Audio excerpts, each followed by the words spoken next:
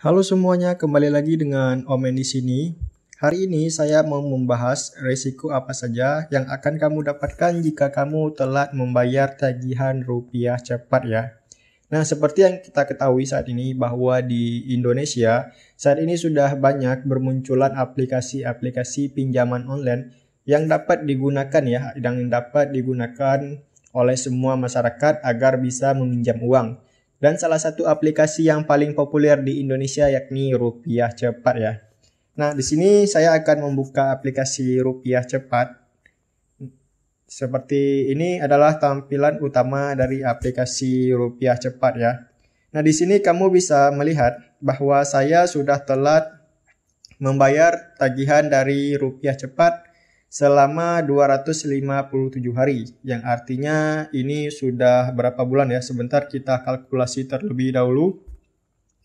257 hari dibagi 30, yang artinya saya sudah telat 8 bulan ya, hampir menyentuh 9 bulan.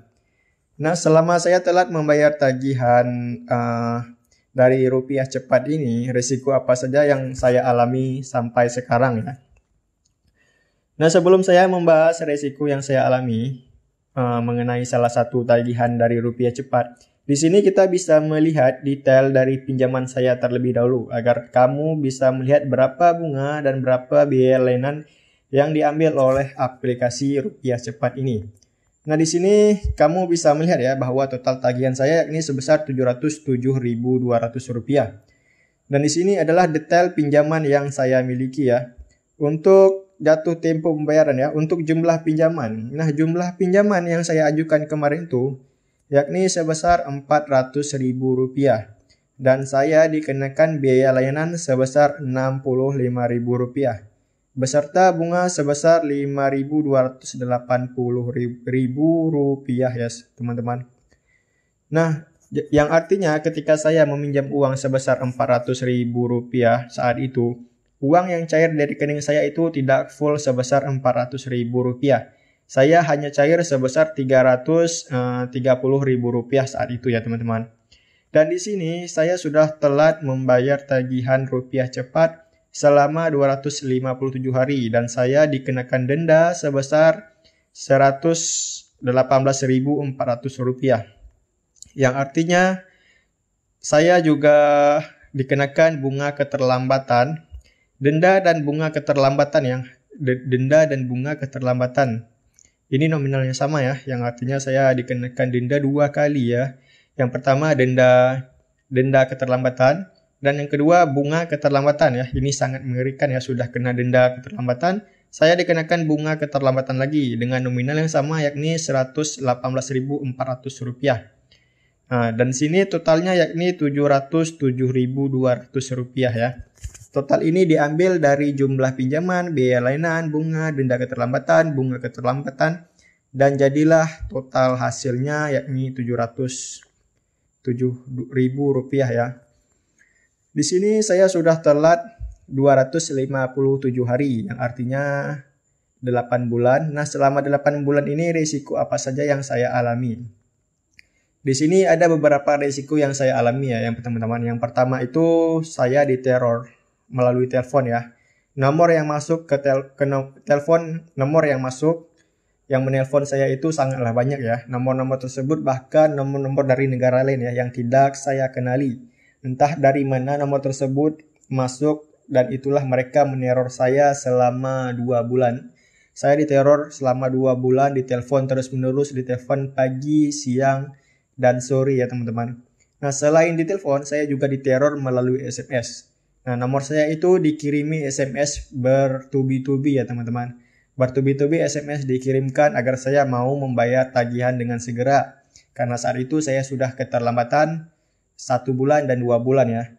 Dan yang ketiga yakni saya juga diteror melalui WhatsApp ya. Melalui WhatsApp, di WhatsApp ini saya juga diteror ya. Mereka mengirim saya WhatsApp melalui nomor-nomor yang tidak saya kenali.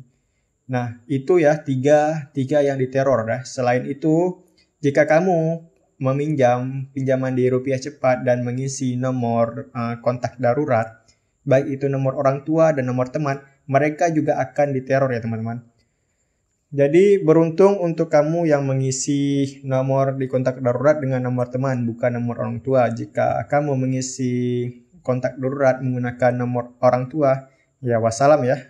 Itu sangat mengganggu orang tua dan orang tua pastinya akan menelpon kita untuk segera membayar tagihan kita tersebut.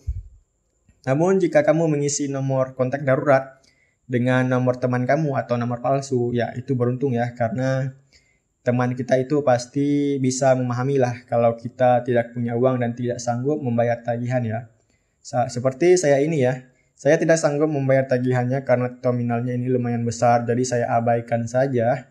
Dan sampai sekarang, untuk saat ini saya sudah tidak diteror lagi ya teman-teman. Nah, yang diteror itu selama 3 bulan ya, selama 3 bulan saya diteror. Nah, selain diteror, risiko lain apa saja yang akan saya dapatkan? Untuk data diri saya ini, saya belum melihat bahwa data diri saya itu disebar. Dan saya juga tidak melihat ada DC lapangan dari Rupiah Cepat. Karena memang posisi saya ini bukan di Jawa ya. Karena saya berada di posisi paling ujung di daerah Indonesia. Jadi berada di pulau. Jadi tidak mungkin ada DC Rupiah Cepat di sini. Berbeda halnya jika kamu tinggal di Jakarta, mungkin di dekat kantor-kantor Rupiah Cepat, mungkin mereka memiliki DC lapangan yang bisa mengunjungi rumah si peminjam ya. Nah, jika kamu telat membayar tagihan Rupiah Cepat dan kamu merasa terganggu, mental kamu jatuh ketika diteror melalui WhatsApp, melalui SMS, melalui telepon, kamu tidak perlu menghiraukan atau tidak perlu membalas atau tidak perlu menjawab telepon dari mereka ya. Ketika di SMS, ketika di WhatsApp, kamu tidak perlu membalas WhatsApp mereka, dan ketika di telepon, kamu tidak perlu mengangkat telepon mereka. Abaikan saja ya teman-teman, jika itu merasa terganggu. Nah, lebih baik lagi jika kamu merasa sangat terganggu diteror setiap hari oleh pihak DC Rupiah Cepat. Paling mudah itu dan yang paling ampuh itu hapus ya nomor kamu ya, atau cabut nomor kamu, buang kartu kamu, beli nomor yang baru ya. Itu saran terbaik dari saya jika kamu merasa terganggu ya. Nah, jika kamu merasa tidak terganggu, jika kamu merasa tidak terganggu, ya tidak perlu dihiraukan ya, abaikan saja, dan kamu juga tidak perlu mengganti kartu kamu. Seperti yang saya alami saat ini, saya merasa ya ketika diteror saya sudah tidak saya hiraukan lagi ya. Dan jadi mereka itu DC dari Rupiah Cepat itu berusaha untuk menjatuhkan mental kita, menakut-nakuti kita agar kita mau membayar tagihan dari Rupiah Cepat. Namun karena saya tidak memiliki uang, jadi saya tetap tidak membayar tagihan dari Rupiah Cepat ini ya teman-teman. Jadi ya itu saja ya, sedikit informasi review singkat mengenai risiko apa saja yang akan kamu dapatkan jika kamu telat membayar tagihan Rupiah Cepat. Untuk teman-teman di luar sana, jangan takut, jangan risau. Karena jika kamu memang tidak memiliki uang atau kamu hanya memiliki uang yang pas-pasan, yang uang pas-pasan tersebut hanya untuk hidup makan kamu tidak perlu membayar ya, tidak perlu berusaha untuk membayar tagihan Rupiah Cepat. Apalagi jika sampai kamu meminjam uang ke si A, ke si B untuk membayar tagihan dari Rupiah Cepat, itu menurut saya jangan ya. Kamu tidak perlu menggali lubang untuk menutup lubang ya. Jadi jika kamu memang tidak memiliki uang untuk membayar tagihan, abaikan saja. Abaikan saja teman-teman. Jadi tidak perlu khawatir ya. Jadi itu saja ya, sekian video ini saya buat, semoga bisa bermanfaat untuk teman-teman semua. Sampai jumpa di video selanjutnya.